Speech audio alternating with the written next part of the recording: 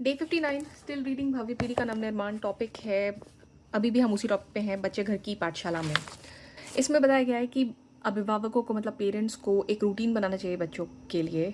खाना पीना, स्कूल जाना, वापस आना, साफ़ कपड़े पहनना, अपने कपड़े को वॉशर में डालना, पढ़ाई कब करनी है, एंटरटेनमेंट कब, दोस्तों से कब मिलना है। तो ऐसा एक रूटीन बनाना चाहिए और उसको ही फॉलो करना चाहिए हमेशा।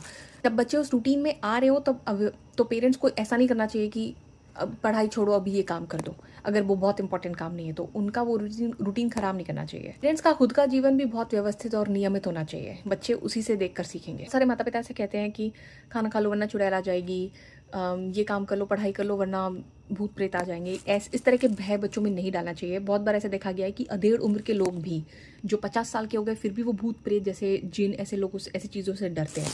ये भय बचपन में ही बैठता है। पेरेंट्स का जीवन ही बच्चों की पहली किताब होती है, पहली पुस्तक होती है जिससे वो सीखते हैं। यहाँ पे 2 कहानी बताई गई है, मैं एकदम शॉर्ट में बताऊंगी कि एक बच्चा अपने पिता को किसी गरीब को मारते हुए देखता है और अपने पिता से घृणा करने लगता है और फिर जब वो बड़ा होता है तो अपने पिता को छोड़ देता है।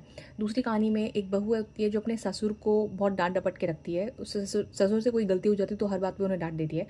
तो उस बहू का बेटा कहता है कि जब आप बूढ़ी हो जाओगे तो मैं भी आपके साथ यही करूँगा।